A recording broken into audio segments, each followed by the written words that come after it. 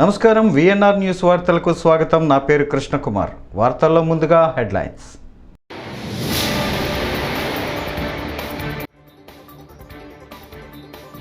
చంద్రబాబు సర్కార్కు 100 రోజులు. సీఎం అధ్యక్షతన AP cabinet భేటీ.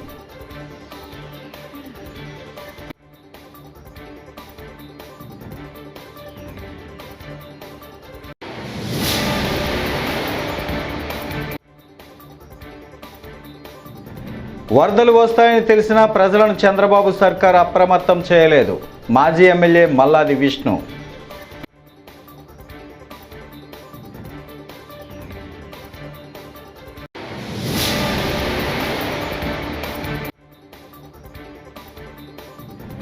మంగళగిరిలోని సీకే కన్వెన్షన్లో ఎన్డీఏ కూటమి ఎమ్మెల్యేలు, ఎంపీల, ఎమ్మెల్సీల సమావేశం.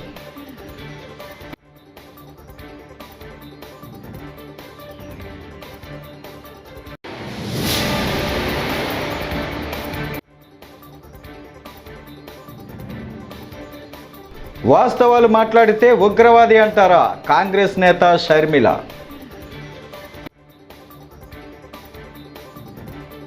ఇక డీటెయిల్స్ చూస్తే, సీఎం చంద్రబాబు అధ్యక్షతన రాష్ట్ర సచివాలయంలో జరిగిన ఏపీ కేబినెట్ భేటీ ముగిసింది. కేబినెట్ భేటీలో తీసుకున్న నిర్ణయాలు, చర్చించిన అంశాలు, ఆమోదం తెలిపిన అంశాలను మంత్రి కొలుసు పార్థసారథి మీడియా సమావేశం ద్వారా వెల్లడించారు. వాలంటీర్, సచివాలయ వ్యవస్థలను ప్రభుత్వ శాఖలతో సమీకృతం చేస్తూ ఒక సమగ్ర నివేదిక ఇవ్వాలని మంత్రి మండలి సమావేశంలో ముఖ్యమంత్రి ఆదేశించారని అన్నారు. వారే ముఖ్య కారకులను చెప్పుకున్న ప్రభుత్వం 15 ఆగస్టు 2023 తర్వాత వారి సర్వీసెస్ని పొడిగించుకోకుండా ఎందుకు మోసం చేసిందో కూడా అర్థం కాని పరిస్థితి. వారు సర్వీస్లో ఉన్నారో లేదో కూడా అర్థం కాని పరిస్థితి. ఎందుకు ఆ ప్రభుత్వం వాలంటీర్లు మోసం చేసిందో కూడా వారే చెప్పాల్సిన అవసరం ఉంది. ఏదేమైనా కూడా సమగ్రమైన రిపోర్ట్తో రమ్మని చెప్పేసి ముఖ్యమంత్రి గారు మంత్రిమండలి ఆదేశించడం జరిగింది. సంబంధిత శాఖని తప్పకుండా తర్వాత నెక్స్ట్ వారి గురించి తగు నిర్ణయం తీసుకుంటుందని చెప్పేసి కూడా మనం చేస్తాను. నేను అదేవిధంగా జీవో నెంబర్ 6 and 7 సచివాలయం ఉద్యోగస్తులకి, వాలంటీర్లకి ప్రతి నెల 200 రూపాయల ఆర్థిక సహాయం చేయబడింది. దేనికోసమంటే న్యూస్ పేపర్ కొనుక్కోవటం కోసం.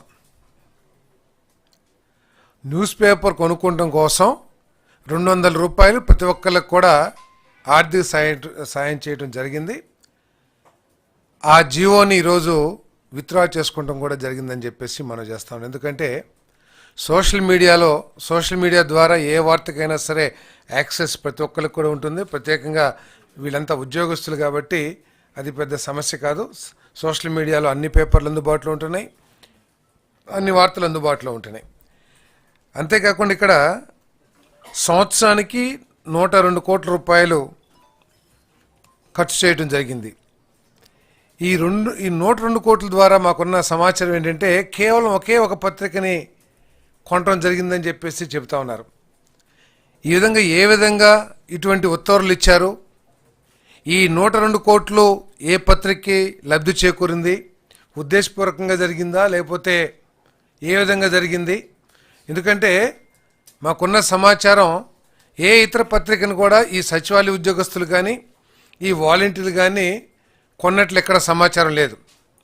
కాబట్టి ఏ విధంగా జరిగింది, మోడస్ ఆపరేషన్ ఏంటి, ఎందుకు ఇచ్చారు, దీని ద్వారా ఈ సంవత్సరానికి 102 కోట్ల రూపాయలు ఏ పేపర్కి లేతే ఏ మీడియాకి. వరదలు వస్తాయని తెలిసినా ప్రజలను చంద్రబాబు సర్కార్ అప్రమత్తం చేయలేదని మాజీ ఎమ్మెల్యే మల్లాది విష్ణు మండిపడ్డారు. ప్రభుత్వంలోని పెద్దల తప్పిదాన్ని అధికారులపై వేస్తున్నారని ధ్వజమెత్తారు. బుధవారం ఆయన తాడేపల్లిలోని వైఎస్ఆర్సీపీ కేంద్ర కార్యాలయంలో మీడియా సమావేశంలో మాట్లాడుతూ, మేము వరద ప్రాంతాన్ని క్షేత్రస్థాయిలో పరిశీలించాం. 7,000 కోట్ల వరకు నష్టం జరిగిందని భావిస్తున్నాం. ప్రభుత్వం 700 కోట్లు మాత్రమే ఇస్తామంటోంది అని దుయ్యబట్టారు. ఈ విషయం ఈ బుడమేరు నీరు విజయవాడ నగరంలో దాదాపుగా 16 డివిజన్లకు సంబంధించినటువంటి ప్రజల్ని ముంచుతున్నాయి, ఇళ్ల మీదకి వస్తున్నాయి అని ప్రజల్ని అప్రమత్తం చేయటంలో, ప్రజల్ని జాగ్రత్త వహించమని చెప్పని హెచ్చరించడంలో కూటమి ప్రభుత్వం పూర్తిగా వైఫల్యం చెందింది. 28వ తారీఖున వాతావరణ పరిస్థితులు రాష్ట్ర ప్రభుత్వానికి తెలియజేస్తే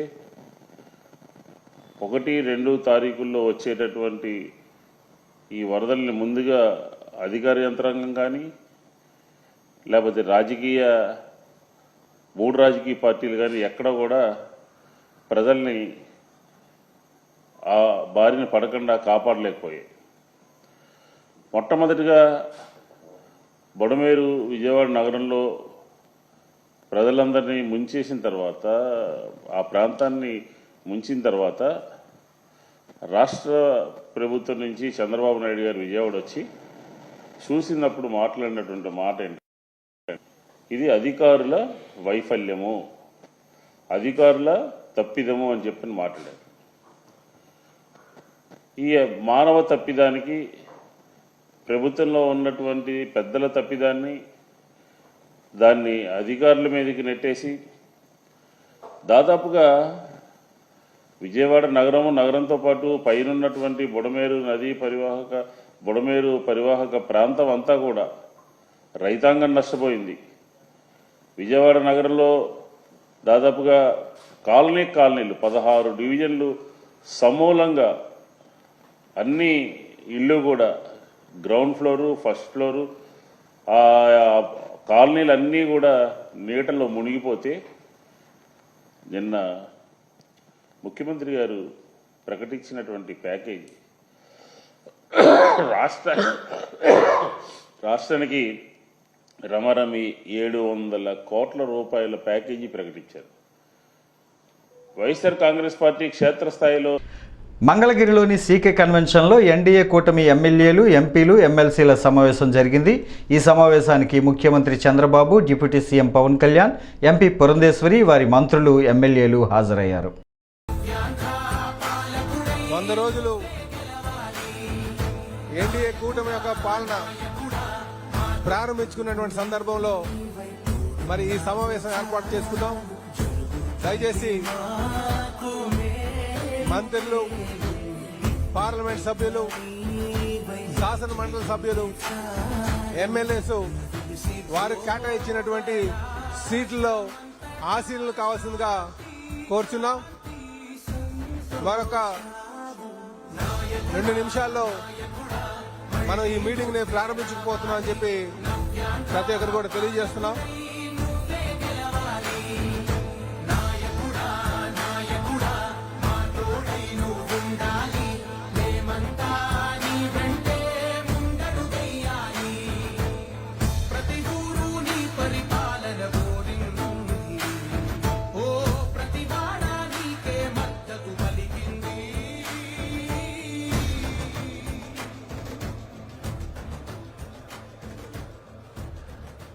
తెలుగుదేశం పార్టీ జాతీయ అధ్యక్షులు,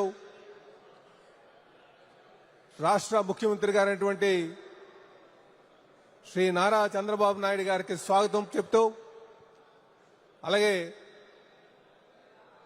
జనసేన అధ్యక్షులు, ఉప ముఖ్యమంత్రి గారైనటువంటి పవన్ కళ్యాణ్ గారికి స్వాగతం పలుకుతూ, అలాగే బీజేపీ రాష్ట్ర అధ్యక్షులు, పార్లమెంట్ సభ్యురాలైనటువంటి శ్రీమతి పురంధరేశ్వరి గారికి, అలాగే తెలుగుదేశం పార్టీ జాతీయ అధ్యక్షులు, ముఖ్యమంత్రి గారైనటువంటి చంద్రబాబు నాయుడు గారిని వేదిక మీదకి రావాల్సిందిగా కోరుచున్నాం. అలాగే ఉప ముఖ్యమంత్రి వర్యులు, జనసేన అధ్యక్షులు పవన్ కళ్యాణ్ గారిని వేదిక మీద రావాల్సిందిగా కోరుచున్నాం. అలాగే బీజేపీ రాష్ట్ర అధ్యక్షులు, పార్లమెంట్ సభ్యులైనటువంటి పురంధరేశ్వరి మేడం గారు కూడా వేదిక మీద రావాల్సిందిగా కోరుచున్నాం.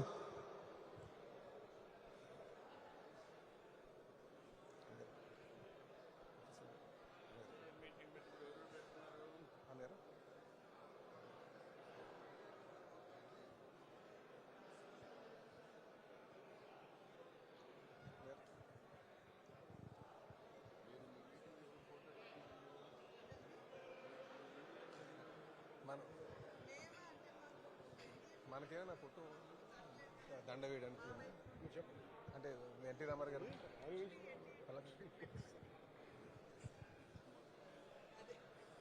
వేదిక మీద వైఎస్ జగన్ తన హయాంలో ప్రజారోగ్యంపై ఎక్కువ దృష్టి పెట్టారని మాజీ మంత్రి విడుదల రజనీ అన్నారు. గతంలో వైఎస్ఆర్సీపీ ప్రభుత్వం శ్రీకారం చుట్టిన 17 మెడికల్ కాలేజీల ఏర్పాటు బాధ్యత కూటమి ప్రభుత్వానిదేనని అన్నారు. ఈ విషయమై రజనీ బుధవారం మీడియాతో మాట్లాడారు. పోస్ట్ బైఫోకేషన్ అంటే మన రాష్ట్రం విడిపోయిన తర్వాత మన రాష్ట్రంలో అంటే టెరిషరీ కేర్కి సంబంధించి సూపర్ స్పెషాలిటీ హాస్పిటల్స్ అన్నీ హైదరాబాద్లో ఉండిపోయాయి. సో మనకు ఈ టెరిషరీ కేర్ని మనం స్ట్రెంథెన్ చేసుకోవాలి. ఈ సూపర్ స్పెషాలిటీ హాస్పిటల్స్ అన్నిటినీ కూడా మనము మన రాష్ట్ర ప్రజలకు సంబంధించి వారికి కావాల్సినటువంటి వైద్య సేవలన్నీ కూడా మన రాష్ట్రంలోనే అందాలి అనేటువంటి అవ్వాలి భవిష్యత్ కాలంలో అనేటువంటి ఒక ఆలోచన ఆనాటి ముఖ్యమంత్రి అయినటువంటి జగన్మోహన్ రెడ్డి గారు ఒక గొప్ప ఆలోచనతో ఒక దూరదృష్టితో ప్రజల ఆరోగ్యం పట్ల వారికి ఉన్నటువంటి చిత్తశుద్ధితో గొప్ప ఆలోచన చేసి ఈ రాష్ట్రానికి 17 గవర్నమెంట్ మెడికల్ కాలేజ్ తీసుకురావాలి అనేటువంటి ఒక గొప్ప ఆలోచనకు శ్రీకారం చుట్టడం జరిగింది. ఈ మెడికల్ కాలేజ్ రావటం వల్ల పేద ప్రజలకు మెరుగైన ఆరోగ్యం, నాణ్యమైన ఆరోగ్య సేవలు, ఉచితమైన ఆరోగ్యం మన రాష్ట్రంలో ఇవ్వచ్చు అనేటువంటి ఆలోచనకు మరి జగన్మోహన్ రెడ్డి గారు అడుగులు వేయటం జరిగింది. వైఎస్ఆర్ కాంగ్రెస్ పార్టీ అధికారంలోకి రాగానే మీరు చూసినట్టయితే ప్రతి పార్లమెంట్ జిల్లా పరిధిలో ఒక కొత్త గవర్నమెంట్ మెడికల్ కాలేజ్ తీసుకురావాలి ఉండాలి అనేటువంటి ఆలోచనతో ఈ రాష్ట్రంలో 17 గవర్నమెంట్ మెడికల్ కాలేజ్ని తీసుకొచ్చేందుకు శ్రీకారం చుట్టి సుమారు 8,500 కోట్ల బడ్జెట్తో మరి ఈ కాలేజ్ని తీసుకురావాలనేటువంటి ఒక ప్రణాళిక సిద్ధం చేయడం జరిగింది. ఒక్కసారి ఆలోచన చేయండి, ఒక మెడికల్ కాలేజ్ ఈ రాష్ట్రంలో రావాలన్నా, ఒక మెడికల్ కాలేజ్ తేవాలన్నా ఓవర్ నైట్లో అయిపోదు. It's not that easy. ఒక మెడికల్ కాలేజ్ మనం తీసుకురావాలంటే దానికి సరిపడేటువంటి ఫస్ట్ మనకు ఒక ల్యాండ్ ఉండాలి, సరిపడేటువంటి 330 బెడెడ్ హాస్పిటల్ ఫుల్ ఫంక్షనాలిటీతో విత్ అప్రోప్రియేట్ కావాల్సినంత మెడికల్ ప్రొఫెషనల్స్ అండ్ అన్ని హంగులతో కూడా మనకు టోటల్ ఫంక్షనింగ్లో ఉండాలి. అంటే ఒక మెడికల్ కాలేజ్ తేవాలంటే ఈ హాస్పిటల్ ఈ విధంగా ఫంక్షనింగ్లో ఉండాలి. అప్పుడు కానీ మనము దానికి ఇంకా కొంత క్రైటీరియా ఉంటుంది, దానికి కొంత సర్టెన్ టైం అంతా ఉంటుంది. సో దాన్ని మనము చూపిస్తా ఒక మెడికల్ కాలేజ్కి మనము అప్లై చేసుకోవచ్చు. సో ఇదంతా కూడా it's a time taken procedure. ఒక మెడికల్ కాలేజ్ తేవాలంటే మనం చూసినట్టయితే మన రాష్ట్రంలో అంటే మన ఆంధ్రప్రదేశ్ రాష్ట్రంలో 1923 సంవత్సరం అప్పట్లో మనకు మొట్టమొదటి కాలేజ్ ఆంధ్ర మెడికల్ కాలేజ్ మరి అప్పుడు మనకు వచ్చింది. అంటే 1923 నుంచి మీరు చూసుకున్న సీఎం చంద్రబాబు నాయుడుపై మాజీ మంత్రి కాకాని గోవర్ధన్ రెడ్డి తీవ్ర వ్యాఖ్యలు చేశారు. సూపర్ 6 హామీలు అమలు చేయనందున చంద్రబాబును గాడిదల మీద ఊరేగించాలని అన్నారు. అమరావతి మీద మాట్లాడితే నోటికి తాళాలు వేస్తారా అంటూ మండిపడ్డారు. చంద్రబాబుకు ఫ్రస్ట్రేషన్ ఎందుకు వస్తోందని ప్రశ్నించారు. అమరావతి మునగదని చంద్రబాబు ఎందుకు చెప్పటం లేదని నిలదీశారు. చేయడం జరిగింది. దానిలో మొట్టమొదటగా యథాప్రకారం జగన్మోహన్ రెడ్డి గారిని స్తుతిస్తూ ఏమీ జరగలేదు గతంలో, మొత్తం ఎన్డీఏ ప్రభుత్వం ఏర్పడిన తర్వాత ఈ 100 రోజుల్లోనే బ్రహ్మాండమైనటువంటి అభివృద్ధి సాధించామని ఆయన 100 రోజుల్లో సాధించిన ప్రముఖ విజయాలు అని చెప్పని రకరకాలైనటువంటివన్నీ గురించి కూడా మాట్లాడడం జరిగింది. అంటే వీటికి వెళ్ళే ముందు మేము అడిగేది చంద్రబాబు నాయుడు గారిని, నాకు ఎవరికి లేనటువంటి రాజకీయ జీవితం ఉంది, సుదీర్ఘమైనటువంటి పరిపాలన అనుభవం ఉంది అని చెప్పేటువంటి ఈ పెద్ద మనిషి తన జీవితంలో లేదా ఈ 100 రోజుల్లో ఒక్క బ్రాండింగ్, ఒక్క స్కీమ్, ఇదిగో ఇది చంద్రబాబు నాయుడు మార్కుకి సంబంధించినటువంటి బ్రాండింగ్ ఉండేటువంటి పరిపాలనలో తీసుకున్నటువంటి నిర్ణయము, సంస్కరణ అని కానీ, లేదా ఒక స్కీమ్ కొత్తగా చంద్రబాబు నాయుడు ఇదిగో ఈ కొత్త స్కీమ్ నేను ప్రవేశపెట్టి ఈ 100 రోజుల లోపల ప్రజలకు అందించానని చెప్పుకోలేనటువంటి సిగ్గుమాలినటువంటి పరిస్థితుల్లో ఉన్నటువంటి చంద్రబాబు ఈరోజు నిస్సిగ్గుగా ఏమాత్రం పట్టించుకోకుండా నవ్విపోదురుగాక నాకేటి సిగ్గు అన్నట్టుగా 100 రోజులకి ఏదో ఒకటి వదలాలి కాబట్టి వదిలేద్దామని చెప్పి పూర్తిగా అర్ధ సత్యాలు కూడా కాదు, పూర్తి అసత్యాలతో ఈరోజు ఈ 100 రోజులకు సంబంధించినటువంటి ఎన్డీఏ పాలన మీద ఆయన ఒకటి ఇవ్వడం జరిగింది. ఈ 100 రోజుల్లో ఏం చేశాడు చంద్రబాబు నాయుడు? శాడిస్ట్ పాలన అని చెప్పాలి, కక్ష సాధింపుకు పాల్పడ్డాడు అనేటువంటి మాట చెప్పాలి. ఎన్నికల రోజు నుంచి ప్రారంభమైనటువంటి ఇసుక దోపిడీ, ఏదైతే నేను ఉచిత ఇసుక ఇస్తాను అని చెప్పి పదే పదే చెప్పాడో ఈరోజు పూర్తిగా ప్రియమైపోయింది. సామాన్యుడికి ఇసుక అందుబాటులో లేకుండా పోయింది. 100 రోజుల చరిత్రలో ఇది ఒక ఘనమైనటువంటిది. ఎక్కడైతే జగన్మోహన్ రెడ్డి గారి హయాంలో ఇసుక డంప్స్ ఉన్నాయో అవి కౌంటింగ్ అయిన వెంటనే లక్షల టన్నుల ఇసుక మాయమైపోయింది ఆంధ్ర రాష్ట్రంలో. అది నీకు అంతగా నువ్వు చెప్పుకోవాలనుకుంటే దాన్ని చెప్పుకొని ఉండొచ్చు. ఇంకొకటి, వైఎస్ఆర్ కాంగ్రెస్ పార్టీకి, మా పార్టీకి సంబంధించినటువంటి నాయకుల మీద, కార్యకర్తల మీద హత్యలు, విధ్వంసం, దారుణమైనటువంటి సంఘటనలు చోటు చేసుకున్నాయి. ఈరోజు విజయవాడ పిఠాపురానికి సంబంధించినటువంటి విపత్తుకు సంబంధించి వస్తే చంద్రబాబు నాయుడు అనుభవం ఎంత దారుణంగా ఫెయిల్ అయ్యాడు, ఎంత ఘోరంగా చంద్రబాబు నాయుడు పరిస్థితి తయారైంది అనేటువంటిది ప్రత్యేకంగా చెప్పాల్సినటువంటి పని లేదు. ఫ్లడ్ మేనేజ్మెంట్లో చంద్రబాబు నాయుడు పూర్తి స్థాయిలో వైఫల్యం చెందాడని చెప్పడానికి ప్రజలే ప్రత్యక్షమైనటువంటి ఉదాహరణ. వాళ్ళు మాట్లాడుతున్నటువంటి వాయిసే ఈరోజు స్పష్టంగా చంద్రబాబు ఈ ప్రభుత్వంలో మేము అన్ని విధాలా ఇబ్బందులు పడ్డామని చెప్పి పదే పదే మాట్లాడేటువంటి పరిస్థితి.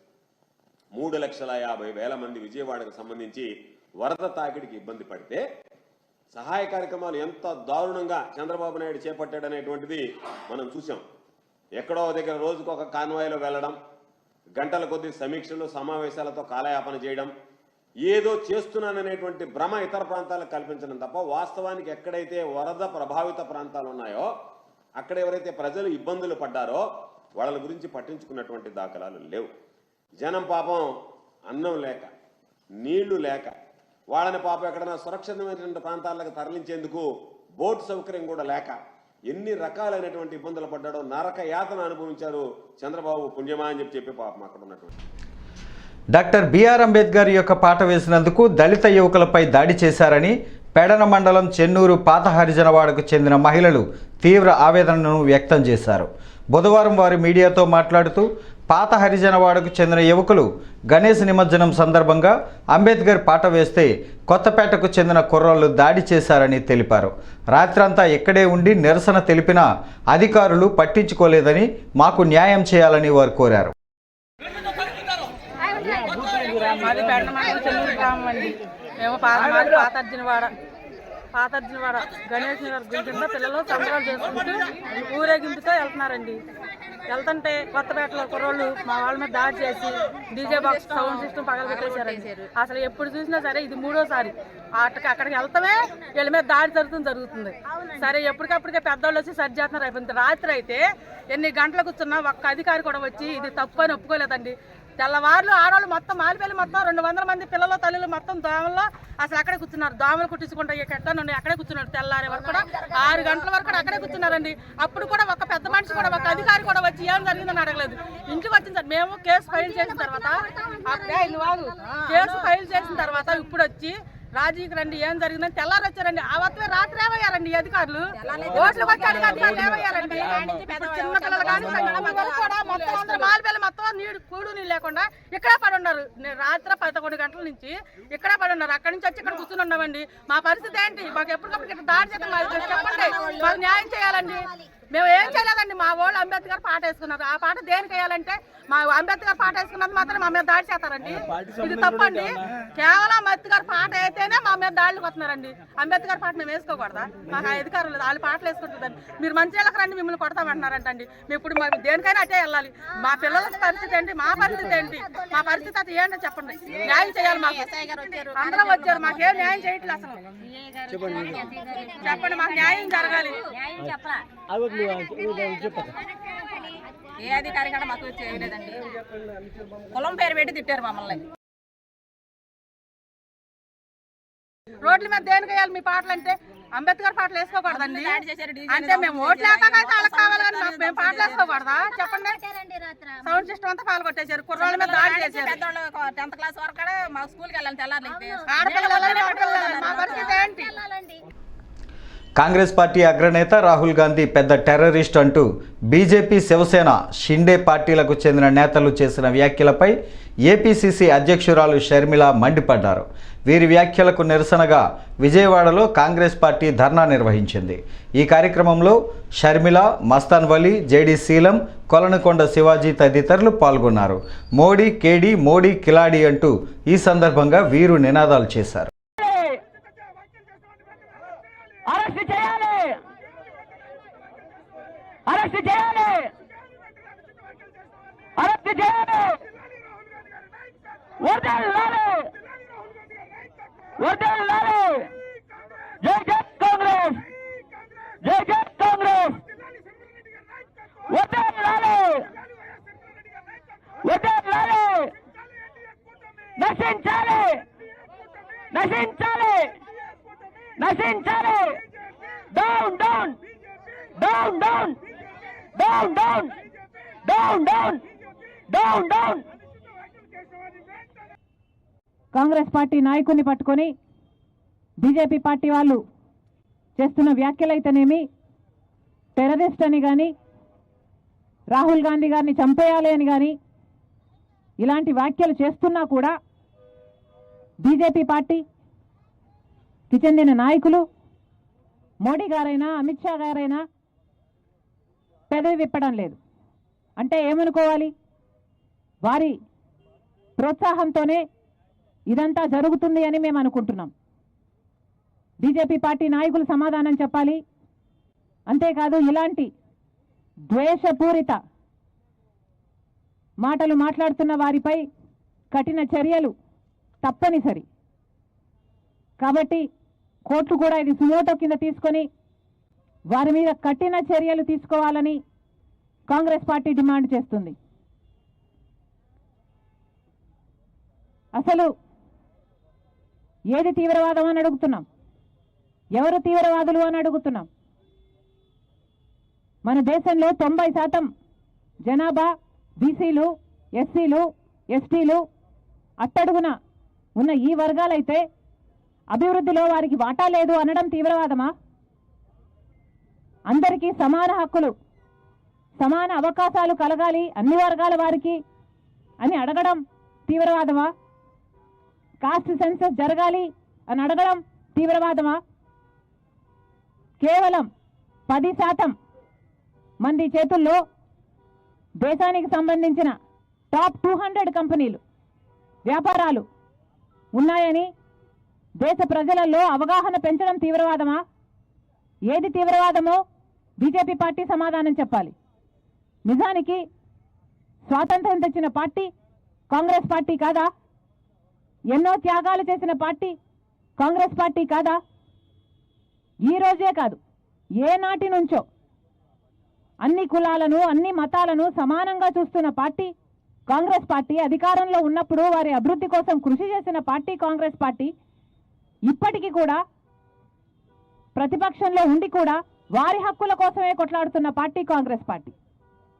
అలాంటి కాంగ్రెస్ పార్టీ గురించి ఇంత నీచంగా మాట్లాడడం ఎంత మటుకు సమంజసమని అడుగుతున్నాం. మీరా బీజేపీ పార్టీయా మాట్లాడేది కాంగ్రెస్ పార్టీ గురించి? అసలు రాహుల్ గాంధీ గారిని తీవ్రవాది అంటున్నారే, అదే తీవ్రవాదులకి బలైపోయిన కుటుంబం కాదా? రాహుల్ గాంధీ గారి నాయనమ్మ ఇందిరాగాంధీ గారు అయితేనేమి, సొంత తండ్రి రాజీవ్ గాంధీ గారు అయితేనేమి ఇలా తీవ్రవాదులకి బలైపోయిన వారు. అన్ని త్యాగాలు చేసిన ఆ కుటుంబానికి చెందిన రాహుల్ గాంధీ గారిని ఈరోజు తీవ్రవాది అంటున్నారు. ఈరోజు ప్రేమను పెంచడానికి వేల కిలోమీటర్లు పాదయాత్ర చేసిన వ్యక్తి రాహుల్ గాంధీ గారు. అలాంటి రాహుల్ గాంధీ గారిని అసలు ఆ పేరు ఉచ్చరించే నైతిక హక్కు కూడా లేదు బీజేపీ పార్టీ వాళ్ళకి. అసలు బీజేపీ పార్టీ అంటేనే మతం పేరుతో చిచ్చు పెట్టే పార్టీ. మతం పేరుతో చిచ్చు పెట్టాలి, ఆ మంటలో వీళ్ళు చలి కాచుకోవాలి. అదే బీజేపీ పార్టీకి తెలిసిన రాజకీయం. ఒక మతాన్ని అవమానించాలి, ఇంకో మతాన్ని రెచ్చగొట్టాలి. అదే బీజేపీ పార్టీ చేసిన రాజకీయం. ఒక గోత్రాకు కారణం బీజేపీ పార్టీ, మణిపూర్లో ఘటనలకు కారణం బీజేపీ పార్టీ. ముస్లింలైనా, మాస్కులైనా, క్రిస్టియన్స్నైనా, చర్చిలనైనా ఊచకోత కోసిన పార్టీ బీజేపీ పార్టీ. వీళ్ళ ఉగ్రవాదం గురించి, తీవ్రవాదం గురించి మాట్లాడేది వీళ్ళు కాదా తీవ్రవాదులు? ముస్లింలకు రిజర్వేషన్లు తొలగిస్తామని చెప్తున్నారు, అది తీవ్రవాదం కాదా? అగ్రవర్గాల వాళ్ళకే పెద్దపీట వేస్తుంది బీజేపీ పార్టీ, ఇది తీవ్రవాదం కాదా? వాళ్ళ తొత్తులైన వాళ్ళకి, వాళ్ళ చేతుల్లో ఉన్న వాళ్ళకి, కేవలం 10% మంది చేతుల్లోనే దేశ వ్యాపారం, పెద్ద పెద్దయన్నీ కంపెనీలన్నీ వాళ్ళ చేతుల్లో ఉండడం, ఇది తీవ్రవాదం కాదా? బీజేపీ పార్టీ సమాధానం చెప్పాలి. అసలు బీజేపీ పార్టీ ఏ రోజు అట్టడుగున ఉన్న వర్గాల కోసం కొట్లాడింది కాబట్టి. ఈ వార్తలు ఇంతటితో సమాప్తం. నమస్కారం.